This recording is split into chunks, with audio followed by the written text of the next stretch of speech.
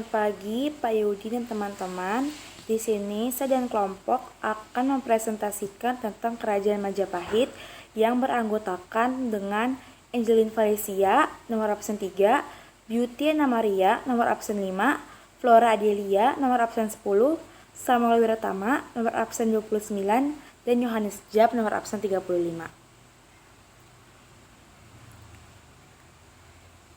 Jadi yang akan kita bahas pada presentasi kali ini adalah letak geografis dan sumber sejarah, kehidupan politik, kehidupan ekonomi, kehidupan sosial dan budaya, dan juga peninggalan. Di sini kita akan membahas pertama-tama adalah pendahuluannya adalah tentang bahwa Kerajaan Majapahit berdiri setelah Kerajaan Singasari jatuh dan Kerajaan Majapahit berpusat di Jawa Timur antara abad ke-14 sampai ke-15 SM. Selanjutnya kita akan membahas tentang letak geografis dan sumber sejarah. Jadi, secara geografis, Kerajaan Majapahit pada masa itu adalah wilayah yang dianggap sangat strategis karena letak Kerajaan Majapahit itu sendiri berada pada daerah lembah sungai yang luas, yakni di antara Sungai Berantas dan Bengawan Solo, yang diikuti dengan wilayah yang termasuk antara sungai yang sampai ke hulu. Halo, saya Angelin. Selanjutnya saya akan membahas bagian kedua, yaitu kehidupan politik di dalam Kerajaan Majapahit. Pertama, saya akan membahas berdirinya Kerajaan Majapahit.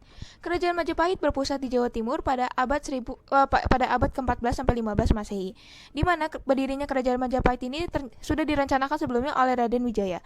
Hal ini pun dilakukannya karena saat itu Kerajaan Kediri yang dipimpin oleh Jayakatwang ini melakukan penyerangan terhadap Kerajaan Singasari yang saat itu di dalam pemerintahan Kertanegara. Kerajaan Kediri sendiri merupakan asal dari Raden Wijaya, dan Kerajaan Singasari merupakan kerajaan dari mertuanya. Di dalam peperangan tersebut, Jayakatwang berhasil untuk merebut Kerajaan Singasari dan Kertanegara gugur di dalam peperangan tersebut. Lalu sebelum hal tersebut terjadi, Raden Wijaya telah melakukan pelarian, di mana pelariannya ini ia bertemu dengan Ade Wiraraja yang merupakan seorang penguasa Pandura, dan di dalam pertemuannya ia menyampaikan bahwa ia ingin melawan Jayakatwang dan membangun sebuah kerajaan baru. Apabila rencana ini berhasil, Ade Wiraraja akan diberikan sebagian kekuasaannya oleh Raden Wijaya. Hal itu pun akhirnya disetujui oleh Wiraraja. Akhirnya, bersama dengan Ade Wiraraja, Raden Wijaya membuka sebuah hutan yang disebutkan di dalam kitab Pararaton disebut dengan hutannya Orang Trik. Dan di dalam hutan tersebut ia membangun sebuah desa dengan nama Desa Majapahit. Nama ini berasal dari nama buah yang ditemukan di sana, yaitu buah maja dan memiliki rasa pahit, sehingga timbullah istilah Majapahit. Kemudian di dalam desa tersebut, Raden Wijaya ini membangun sebuah pasukan yang nantinya akan membantu dirinya untuk melawan Jayakatwang. Namun ternyata dirasa kurang kekuatan untuk melawan Jayakatwang nanti. Akhirnya Raden Wijaya ini melakukan kerjasama dengan pasukan Mongol, yang ternyata pasukan Mongol ini juga memiliki dendam tersendiri terhadap Jayakatwang saat itu. Akhirnya setelah pasukan Mongol ini datang, tanpa berlama-lama, akhirnya pasukan Majapahit ini melakukan penyerangan terhadap Jayakatwang. Dan di dalam peperangan tersebut ternyata Jayakatwang ini gugur, dan pasukan Mongol pun merayakan sebuah pesta atas kemenangannya dan membalas dendamnya tersebut. Namun saat berpesta ini ternyata dimanfaatkan oleh Raden Wijaya untuk membunuh pasukannya satu persatu. Hal ini dilakukan karena Raden Wijaya tidak ingin ada pemberontak atau hal-hal yang mengganggu dirinya saat membangun Kerajaan Majapahit nantinya. Selanjutnya, Raden Wijaya ini memiliki 5 orang istri, di mana 4 diantaranya merupakan anak dari Kertanegara, yaitu Narendra Duhita, Jayandra Dewi, Tribuanasari, dan Gayatri. Dan di antara keempatnya, salah satu di antaranya Gayatri memiliki keturunan yaitu Tribuana Tunggadewi dan Dyahwiyat. Selanjutnya, satu yang lainnya adalah seorang perempuan yang berasal dari Melayu yang merupakan gadis yang tadinya akan dijodohkan dengan Kertanegara. Namun mengingat karena Kertanegara saat itu gugur, akhirnya Raden Wijaya yang mempersunting dirinya. Nama gadis tersebut bernama Darapetak dan melahirkan keturunan yaitu Jayanegara. Selanjutnya, pada masa pemerintahan Raden Wijaya ini terjadi pemberontakan yang dilakukan oleh orang-orang yang membantu dirinya saat membangun kerajaan Majapahit dulunya. Namun, pemberontakan ini berhasil untuk ditangani oleh Raden Wijaya, di mana kerajaan Majapahit ini masih bisa berada di tangan dirinya. Lalu Raden Wijaya ini wafat pada 1309 Masehi karena ia sakit. Selanjutnya, pemerintahan dilanjutkan oleh Jayanegara yang merupakan anak Raden Wijaya dan Dara Petak. Masa pemerintahannya adalah 1309 sampai 1328 Masehi. Ia memimpin kerajaan di dalam masa pemerintahannya ini ia memimpin kerajaan secara tidak bijaksana, di mana dalam kehidupannya ia hanya berfoya-foya saja. Hal ini pun membuat para pembantunya ini mulai melakukan pemberontakan.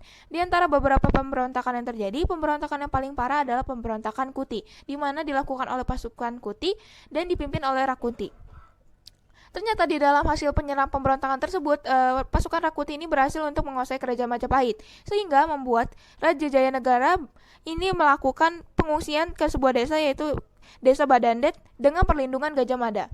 Namun di dalam pengungsiannya ini, Gajah Mada beserta dengan pasukannya tidak hanya ambil diam, namun mereka memikirkan strategi bagaimana mereka bisa merebut kembali kerajaan Majapahit. Dan setelah dianggap cukup untuk menyerang, akhirnya Gajah Mada bersama dengan pasukannya ini melakukan penyerangan terhadap pasukan Rakuti. Ternyata perebutan kekuasaan tersebut berhasil, dan karena keberhasilan ini Gajah Mada mendapat sebuah jabatan, yaitu Pati Kahuripan pada 1319 sampai 1321 Masehi dan Pati Kediri pada 1322 sampai 1330 Masehi.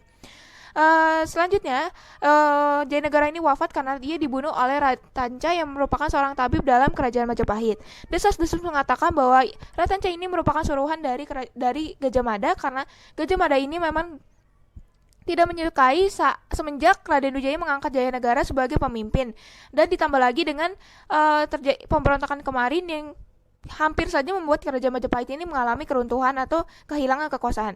Dan desas-desus mengatakan bahwa Ratanca ini memiliki dendam tersendiri terhadap Jayanegara karena ia melakukan hal-hal yang tidak baik terhadap istri dan anak-anaknya. Wafatnya Jayanegara ini adalah wafat pada 1328 Masehi. Selanjutnya, pemerintahan kerajaan Majapahit ini diserahkan kepada Tribuana Tunggadewi, yang mana merupakan anak dari Gayatri dan Raden Wijaya. Ia juga merupakan raja perempuan pertama di kerajaan Majapahit. Masa pemerintahannya ini bukan karena keinginan dirinya, melainkan ini merupakan perintah dari sang ibu, yaitu Gayatri. Di mana Gayatri ini saat itu telah menjadi bikshuni, yang artinya ia harus meninggalkan hal-hal duniawi. Hal ini pun dia lakukan sepeninggal suaminya, yaitu Raden Wijaya. Akhirnya, Tribuana Tunggadewi ini juga tidak melakukan pelanggaran terhadap peraturan kerajaan, karena saat itu Jayanegara ini tidak memiliki istri, dan yang artinya ia juga tidak memiliki keturunan. Lalu Tribuana Tunggadewi bersama dengan adiknya ini tidak memiliki pasangan, karena pada masa pemerintahan Jayanegara keduanya ini dilarang untuk menikah karena Jayanegara takut bahwa kekuasaannya ini akan direbut oleh kedua adiknya. Namun sejak peninggalan Jayanegara, para raja dan pangeran pun datang untuk melamar keduanya. Dari beberapa pangeran dan raja yang datang tersebut, terpilihlah 2 diantaranya, di mana Tribuana Tunggadewi ini menikah dengan Cakradara yang melahirkan Hayam Wuruk, dan adiknya Diawiyati ini menikah dengan Kudamerta dan melahirkan Dianertaja. Di dalam masa pemerintahannya ini bisa dikatakan dia menjadi pintu gerbang dalam puncak kejayaan kerajaan Majapahit, karena di dalam pemerintahannya ini mengalami perkembangan di bidang politik, yaitu perebutan kekuasaan. Salah satunya yang daerah telah ditaklukkan oleh Tribuana Tunggadewi ini adalah Sadeng dan Ketak. Lalu setelah lama kemudian akhirnya ia berhenti sejak sepeninggal ibunya, yaitu pada 1350 Masehi. Dan wafatnya Tribuana Tunggadewi ini ada yang mengatakan pada 1350 Masehi. Namun hal ini pun dikatakan oleh para ahli hal itu pun tidak tepat, karena pada masa pemerintah selanjutnya, yaitu yang dipimpin oleh Hayam Wuruk, Tribuana Tunggadewi ini masih membantu Hayam Wuruk untuk membangun kerajaan Majapahit, sehingga dapat dikatakan bahwa wafat Tribuana Tunggadewi ini pada 1351 Masehi. Selanjutnya, kerajaan Majapahit ini dipimpin oleh Hayam Wuruk yang merupakan anak dari Tribuana Tunggadewi. Ia masa pemerintahannya adalah 1350 sampai 1389 Masehi. Dalam masa pemerintahannya ini, Kerajaan Majapahit ini mengalami puncak kejayaan, di mana Hayam Wuruk dibantu oleh Pati Gajah Mada ini berusaha keras untuk menjadikan Kerajaan Majapahit ini sebagai sentral dan memperluas kekuasaan wilayahnya. Kedua hal ini pun disampaikan oleh Gajah Mada dalam sumpahnya yang disebut dengan Sumpah Palapa. Hal ini pun didukung oleh beberapa tokoh seperti Aditya Warman dan Laksamana Nala. Bersama dengan Laksamana Nala, Kerajaan Majapahit membangun sebuah angkatan laut yang sangat kuat sehingga hal ini pun membantu Kerajaan Majapahit untuk mengawasi perairan laut yang ada di Nusantara. Sehingga dapat dikatakan Kerajaan Majapahit juga mengalami perkembangan di bidang perairan. Hayam Wuruk ini memiliki istri bernama Sri Sudewi yang kemudian melahirkan anak bernama Kusuma Wardani dan Bre Wirabumi. Hayam Wuruk ini akhirnya wafat karena sakit akibat dari tekanan yang ia terima, di mana saat itu sang ibu itu wafat dan Patih Gajah Mada yang membantu dirinya itu juga wafat. Namun untuk wafatnya Gajah Mada ini belum diketahui kenapa. Ada beberapa yang mengatakan bahwa ia melakukan pelarian. Namun hal ini pun tidak ditemukan bukti bahwa ia melakukan pelarian. Sehingga beberapa peneliti di Indonesia juga melakukan penelitian terhadap wafatnya Gajah Mada. Dalam pemerintahannya ini juga dikatakan bahwa Hayam Wuruk ini membuat Kerajaan Majapahit ini berkembang di berbagai bidang, yaitu kehidupan politik, di bidang politik, di bidang perairan, dan di bidang perekonomian. Selanjutnya ia wafat pada 1389 Masehi.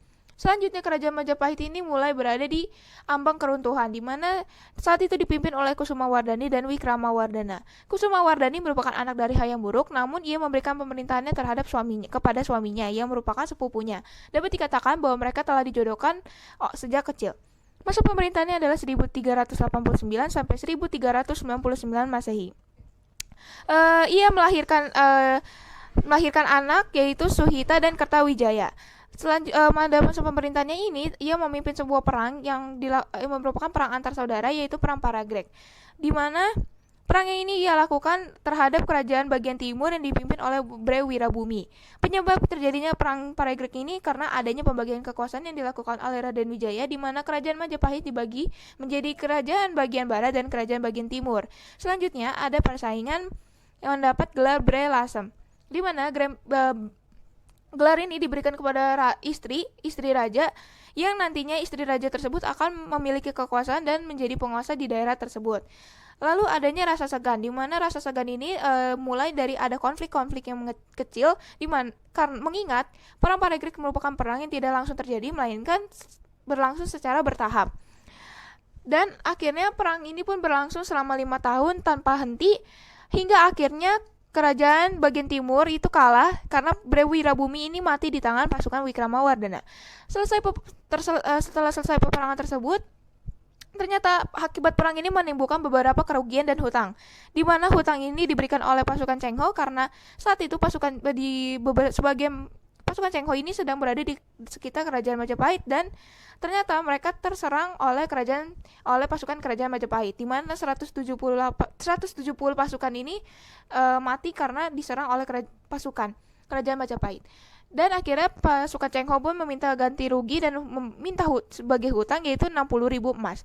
Ternyata Kerajaan Majapahit ini semakin lama hanya bisa membayar 10.000 emas saja dan tidak mengalami perkembangan. Sehingga karena kasihan, akhirnya pun pasukan Cheng Ho ini memberikan keringanan, atau karena belas kasihannya ia menganggap hutang ini tidak pernah terjadi, sehingga Kerajaan Majapahit pun tidak perlu membayar hutang lagi. Namun, walaupun hutang tersebut sudah dianggap tidak ada, ternyata Kerajaan Majapahit ini bukan mengalami perkembangan, namun tertimpa dengan sebuah bencana, yaitu bencana kelaparan, di mana bencana kelaparan ini memakan banyak korban. Salah satunya adalah istrinya sendiri, yaitu Kusuma Wardani. Karena ada banyak tekanan seperti hancurnya dan ketidakseimbangan Kerajaan Majapahit, akhirnya Wikramawardhana pun meninggal pada 1427 Masehi. Selanjutnya kerajaan ini dipimpin oleh anak-anaknya, mulai dari Suhita, Kertawijaya, sampai nanti yang dipimpin Raja Swardana, Purwawisasa, dan Kertabumi. Kerajaan Majapahit ini tidak mengalami perkembangan, namun semakin runtuh dan semakin runtuh karena raja-rajanya ini tidak memimpin kerajaan dengan bijak. Namun dalam pemerintahannya juga sempat kerajaan Majapahit ini mengalami kekosongan pemerintahan selama 3 tahun, yaitu saat Raja Swardana ini wafat. Itu tepat sekali di situ mengalami kekosongan 3 tahun, yang kemudian akhirnya 3 tahun kemudian digantikan oleh Purwawisesa. Namun yang lebih pasti bahwa runtuhnya kerajaan Majapahit ini lebih tepatnya karena ada penyerangan dan munculnya kerajaan Islam baru, yaitu kerajaan Demak. Karena ketidakseimbangan dan kelemahan kekuatan dan kerajaan Majapahit ini, akhirnya kerajaan Demak dengan mudah dapat menguasai kerajaan Majapahit. Sekian dari saya, terima kasih. Maaf jika ada yang salah dan jika ada yang kurang, silakan ditambahkan. Terima kasih. Karena aktivitas sebagian besar penduduknya bertumpu pada sektor pertanian. Komoditas utama yang dihasilkan antara lain beras dan rempah-rempah. Selain pertanian, kehidupan perekonomian kerajaan Majapahit juga menjalankan aktivitas perdagangan. Pelabuhan yang digunakan antara lain Pelabuhan Tuban, Pelabuhan Gresik, dan Pelabuhan Surabaya. Dengan komoditas garam, lada, intan, cengkeh, palak, kayu cendana, dan gading. Hanya saja perdagangan Majapahit bertindak sebagai pedagang perantara. Selanjutnya ada kehidupan sosial budaya kerajaan Majapahit. Kehidupan sosial budaya pada masa kerajaan Majapahit aman, damai, dan tentram. Dalam kitab Negara Kartagama disebutkan bahwa Hayam Wuruk melakukan perjalanan keliling ke daerah-daerah untuk mengetahui sejauh mana kemajuan dan kesejahteraan rakyatnya. Perlindungan terhadap rakyat sangat diperhatikan. Demikian juga peradilan dilaksanakan secara ketat. Siapa yang bersalah dihukum tanpa pandang bulu. Kehidupan sosial dari kerajaan Majapahit itu pun tertulis dalam kitab Negara Kartagama. Dalam kondisi kehidupan yang aman, damai, dan tentram, maka suatu masyarakat akan mampu menghasilkan karya-karyanya. Yaitu kerajaan Majapahit memiliki karya-karyanya, yaitu yang pertama ada candi. Itu ada Candi Panataran, Candi Bajang Ratu, Candi Brahu, Candi Tikus. Selain ada candi, ada bangunan kuno. Itu ada Sanggaran dan juga ada makam Troloyo.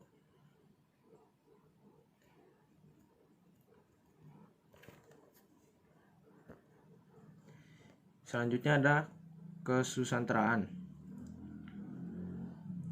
Kesusastraan pada masa kerajaan Majapahit awal yaitu Kitab Negara Kartagama, Kitab Sutasoma, Kitab Kunjarakama, dan Kitab Pararaton. Dan pada masa kerajaan Majapahit akhir terdiri dari Kitab Parapaca, Kitab Sundaya, Kitab Saradaka, Kitab Ranggalawe. Nama saya Yohanes Jaf, saya akan menjelaskan peninggalan kerajaan Majapahit. Ada beberapa peninggalan kerajaan Majapahit, yaitu yang pertama Candi Tikus. Letaknya terdapat di Duku Dinuk, Desa Timung, Kecamatan Trawulan, Kabupaten Mojokerto, Jawa Timur, sekitar 13 km di sebelah tenggara kota Mojokerto. Lalu yang kedua, fungsinya. Menurut beberapa peneliti, candi ini berfungsi sebagai petirtaan, tempat mandi raja, dan tempat penampungan, serta penyaluran air. Namun juga ada bahwa candi ini merupakan tempat pemujaan. Yang kedua, Sumpah Palapa, penghubung kakaknya adalah Gajah Mada. Makna dari Gajah Mada ini memiliki ambisi yang besar untuk menaklukkan kerajaan-kerajaan yang ada di Nusantara. Lalu yang ketiga, ada Candi Pari, letak di Desa Candi Pari, Kecamatan Porong, Kabupaten Sidoarjo, Jawa Timur. Fungsinya untuk upacara keagamaan terhadap Dewi Sri. Lalu yang keempat, ada Candi Brahu, letaknya di Duku Jambu Mente, Desa Bejijong, Kecamatan Trawulan, Kabupaten Mojokerto, Jawa Timur. Fungsinya diperkirakan memiliki fungsi sebagai tempat pembakaran mayat, namun tidak ditemukan bekas pembakaran mayat tersebut. Lalu yang kelima, Gapura Wringin Lawang, letak Jati Pasar, Kecamatan Trawulan, Mojokerto, Jawa Timur 61362. Fungsinya sebagai gerbang masuk ke dalam kediaman Mahapati Gajah Mada. Lalu ada kata pepatah dari Satonoka yang mengatakan barang siapa lupa sama sekali akan masa lampaunya dapat diibaratkan seperti mereka yang sakit jiwa. Terima kasih. Ada yang bertanya, yang mau bertanya silahkan komentar di YouTube di bawah. Thank you.